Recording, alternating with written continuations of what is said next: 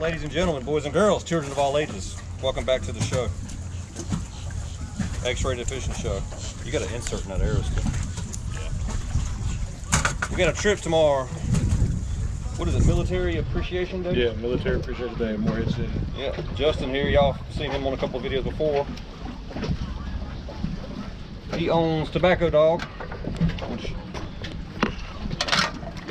out of the kindness of his heart, he lets me run quite often.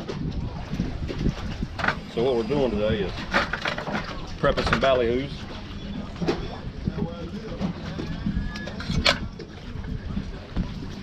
Getting ready for tomorrow.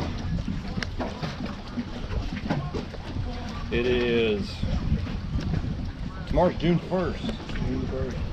June 1st. So last weekend was Memorial Day weekend, I believe. I need another bucket.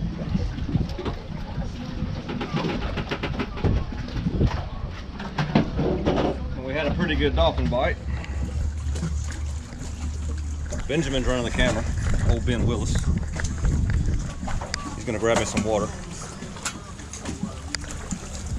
so I can squash the innards out of these ballyhoos.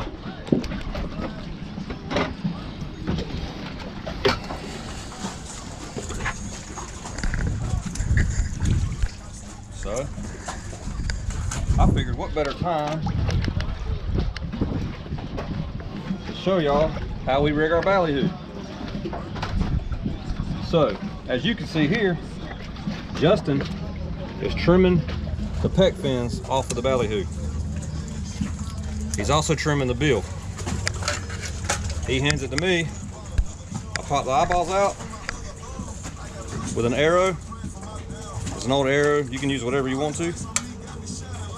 I work my thumb slowly down the center section of the guts and get all that inside stuff out. Then I pinch the backs, try to get you a good view. You can see the back popping up off the bone. This is what we mean by breaking the backs. And then I boop, pop the tail up. Rinse it off, lay it in the tray belly up. And we'll do that for 3 dozen baits this time of year.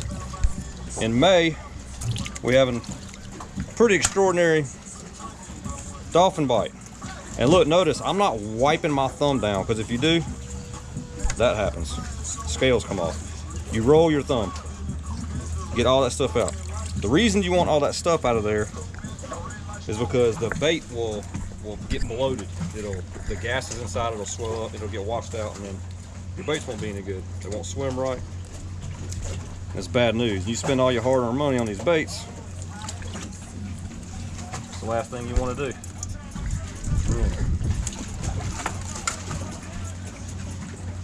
So hopefully the wind's not blowing today. Like my last ballyhoo rigging video, the wind was blowing pretty bad, so it's hard to hear. But I think I still have my King Crab Challenger back then.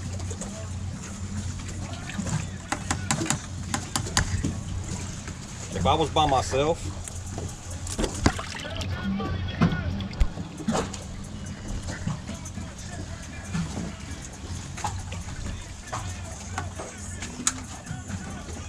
you can leave, when you're by yourself, you can use the arrow and leave all your baits on the arrow, and you can leave the bills long.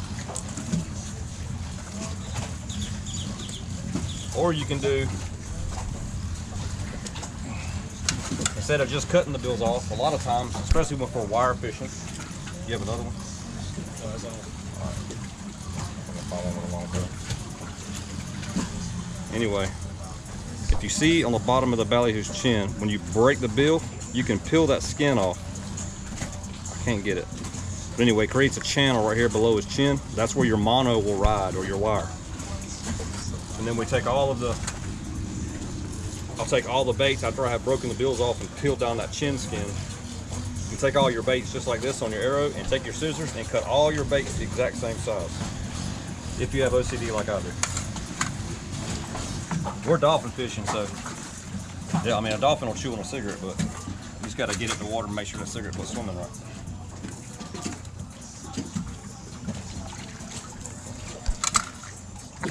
So it's Friday. I think today's May 31st. We caught a bunch of slingers last weekend. A couple decent gappers. Ben has a tournament coming up. When's your next tournament, Ben? June the 8th, out of Vandermeer. Vandermeer. Y'all hear that, sir? It's gonna be hot. Yeah. I think I'm like right at 1,400 subscribers now on the channel. If you're into wahoo fishing or dolphin fishing, whatever,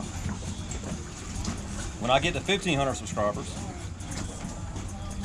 I'm giving away either 2 Gores Offshore 4-ounce wahoo lures, or you can take your choice between that or 1 Gores Offshore high-speed lure.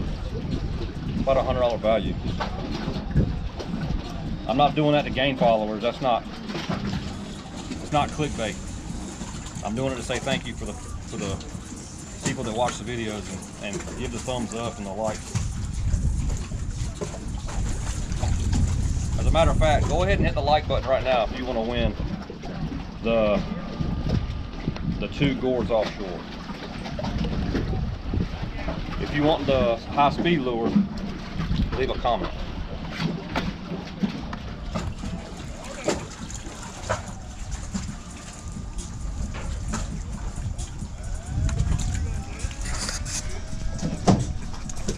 Real quick, we have some fresh ones here.